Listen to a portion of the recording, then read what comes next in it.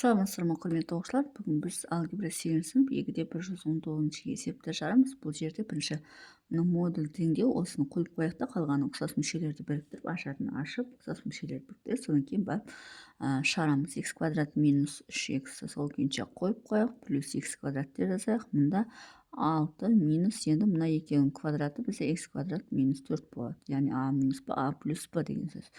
Олай болатын болса, x квадрат минус 3x плюс x квадрат тең 6 азайту x квадрат, минус б минус плюс болып кетіп 4 болады. Сонда бізде x квадрат минус 3x плюс x квадрат тең 6-ға 4 қосылып 10 болады, минус x квадрат болады. Енді мынаның барлығы теңдіктің сол жағына өткізейік. Яғни x квадрат минус 3x плюс x квадрат минус 10 плюс x квадрат тең 0.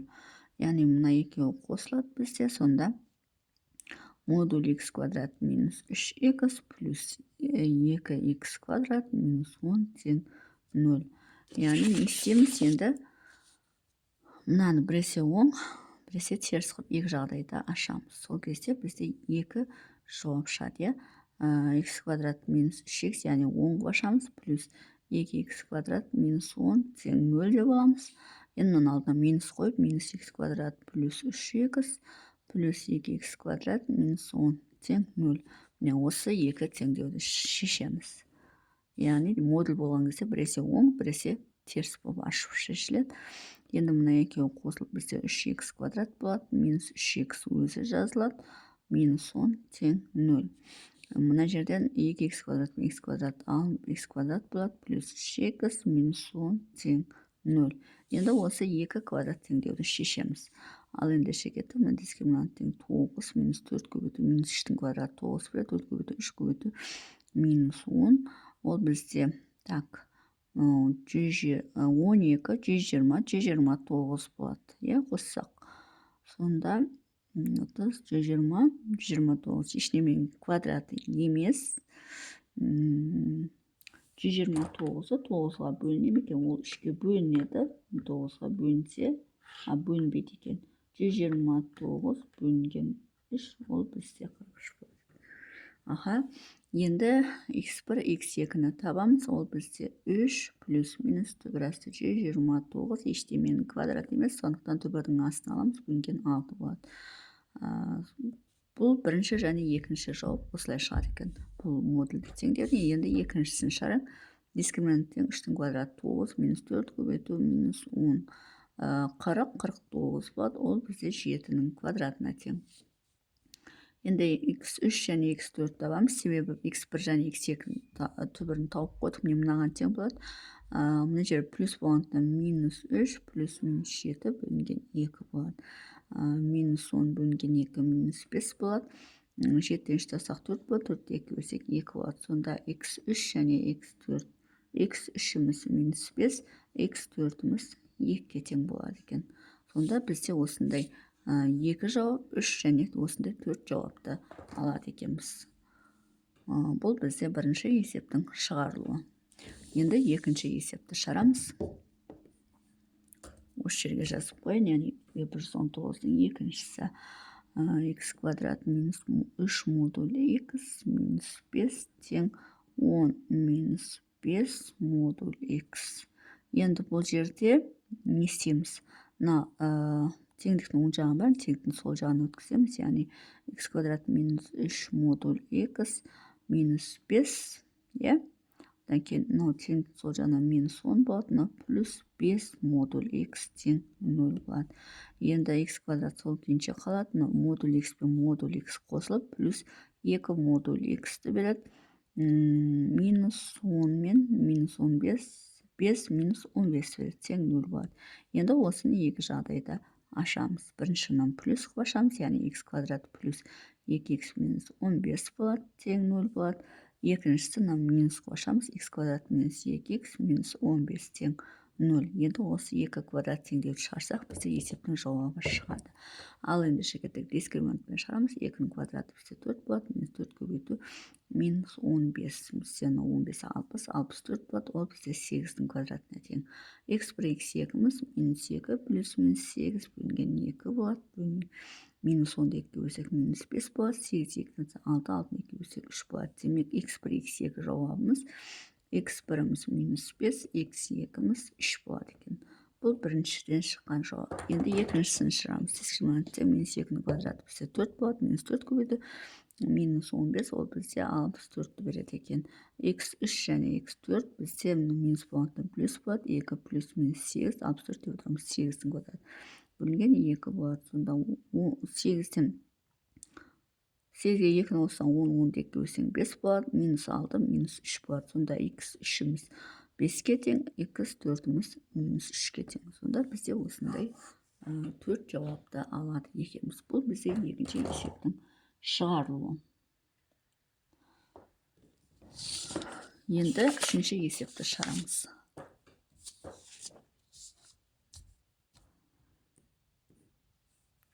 Үшінші есеп бізде 3x квадрат минус модуль x тең 2 модуль x плюс x минус 1, x плюс 1 плюс 2. Енді бұл жерде жақша бар, бұл жерде модуль бар, квадрат бар.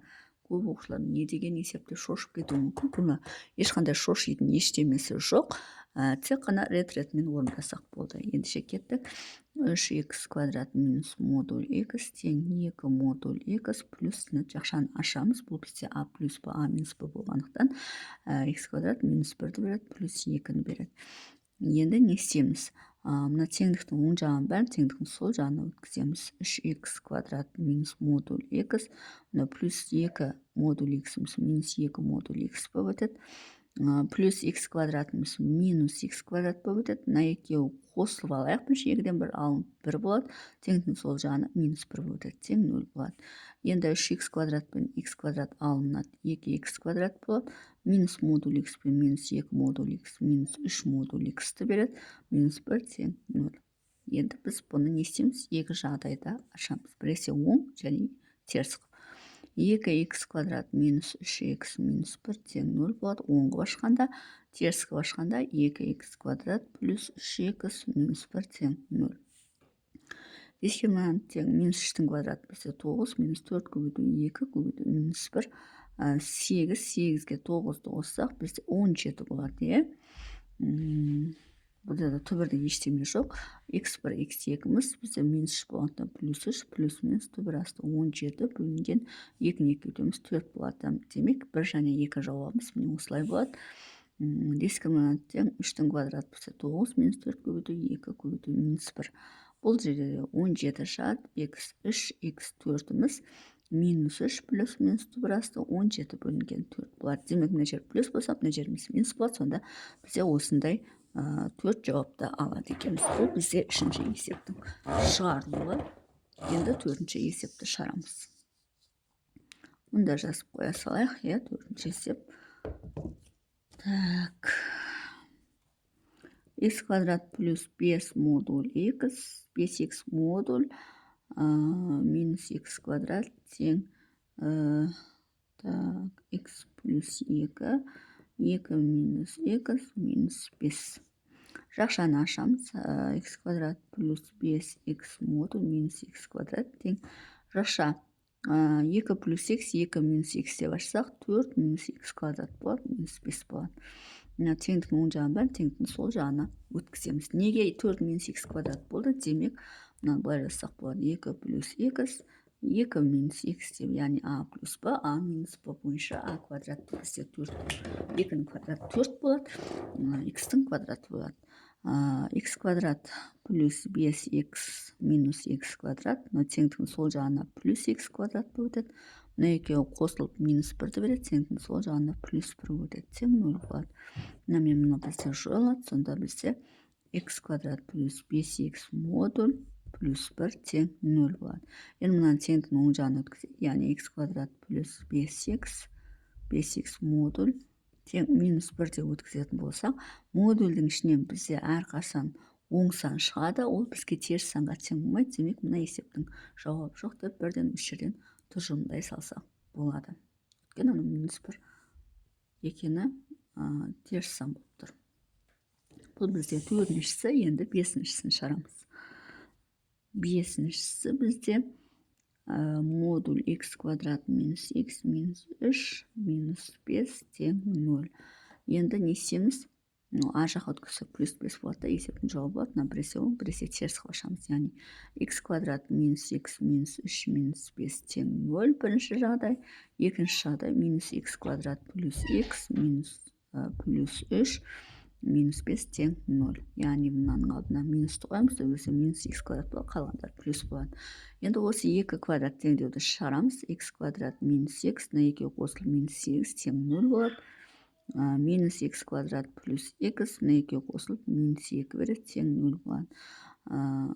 Енді мына дискриминантпен шығаратын болсақ, минус 1-дің квадраты 1 береді, минус 4 көбейту минус 8, 32 болады, 32, 33 болады. Ол ештеменің төбірі емес, сондықтан x1, x2-міз 1 болады, плюс минус төбірасты 33 бөлінген 2 болады. Демек, алғашқы 2 жауабымыз осылай болады. Неге 1 болады? Себебі мынаның алдына минус 1, минус плюс болып кетеді. Мұнан екеуінде барлығын минус 1-ге көбейтеміз, сонда x квадрат минус x плюс 2 тең 0 болады. Дискриминант тең 1 минус 4 көбейту 2 минус 7 болып қалады. Бұл жерде дискриминант теріс сан болғанда есептің жауабы болмайды. Сонда бізде 2 ғана жауап бар, ол міне осыған тең. Ал екінші квадрат теңдеудің жауабы шықпайды. Сонымен 5-ші есеп осылай шығады. Енді 6-шы есепті шығарамыз. 6-шы есеп бізде модуль x квадрат минус 2x плюс 4 тең 2 модуль x. Енді бұны не істейміз? Енді бұны модуль 2x теңдің сол жағын өткіземіз. X квадрат минус 2x плюс 4 модуль минус 2 модуль x тең 0. Енді мұнаны да плюс қошамыз, мұнаны да минус қошамыз, сөйтіп 2 жағдайда шығарамыз. Ал енді шетті екеуінде плюс қошамыз. X квадрат минус 2x плюс 4 минус 2x тең 0 болады. Енді минус қошсақ, минус x квадрат минус 2 плюс 2x минус 4 минус қосақ плюс 2x болады, тең 0 болады. 2 жағдай кетеді. 2 жағдай кетті. Мұнан плюс қоштық, минус қоштық.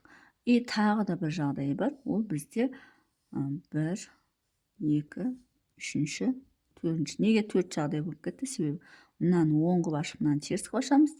Мұнаны оң қып, мұнаны теріс қошамыз. Мұнаны оң қылсақ, онда мұнаны теріс қошамыз. Сонда x квадрат минус 2x плюс 4 оң қылаштық, мұнаны теріс қылашатын болсақ, плюс 2x болады, тең 0 болады. Енді мұнаны теріс қылашып, мұнаны оң қылашамыз, минус x квадрат плюс 2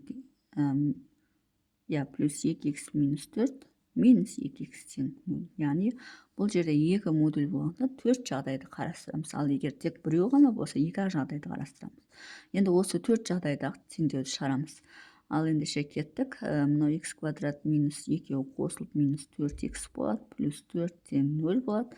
Минус x квадрат, мына екеуі плюс 4x минус 4 тең 0 болады. Мынау бізде мына мен мына жойылады. X квадрат плюс 4 тең 0, x квадрат тең минус 4. Бұл жерде автомат түрде жауап болмайды. Минус x квадрат плюс x пен минус x жойылады, тең минус 4 тең 0 болады. Минус x квадрат тең минус 4. Так. Мына екеуінен де минус 1-ді көбейтсек, x квадрат тең 4 плюс 4 тең 0 болады. Екеуінде плюсқа көбейтсек, осылай болады. X квадрат тең минус 4. Тағы да бізде мынау болмайды. Сонда соңғы 3-ші және 4-ші теңдеудің жауаптары болмайды. Тек қана бізде мына екеуін көреміз. Мұнда бірінші жағдайдағы теңдеу x квадрат минус 4x плюс 4 тең 0 дегенді аламыз. Схеманы тең 16 минус 4 көбейту 4 болады. 16 16-ға бөлсек 0 болады. Яғни x1 x2-міз 4 плюс минус 0 бөлінген 2. Демек екеуінде жауабы 2 болады. Екінші жағдай бізде мынау қалып еді. Барлығын минус 1-ге көбейтерсек x квадрат минус 4x плюс 4 тең 0. X минус 2-нің квадраты тең 0 деп алсақ та болады. Сонда x3, x4-міз бұл жерде бұл да 2-ге тең болады. Демек, барлығында бізде жауабы x тең 2 екен. 4 жауапта 2-ге тең, демек x тең 2 болған жағдайда ғана мына екеуі тең болады. Мына жерде жауап болмайды, мына жерде жауап болмайды. Яғни теңдеудің ішінде 2 модуль болса 4 жағдайда қарастырамыз. Бірінші екеуінде оң қылып аштым, екінші екеуінде теріс қылып аштым, үшіншісінде мынаны оң, мынаны теріс қылып аштым, төртіншісінде мынаны теріс, мынаны оң қылып аштым. Сонымен бізде барлығынан шыққан кезде бізде бір ғана жауап шықты, ол 2-ге тең болды. Мынаны оң, мынаны теріс қылып ашам, мынаны оң, мынаны оң қылып ашсам, ол ашылды. Кім есебін шығару жолы осындай. Егер есебін шығару жолы түсінікті болса, лайк басып, комментарий жазып, каналыма тіркеліп кетсеңіздер болады.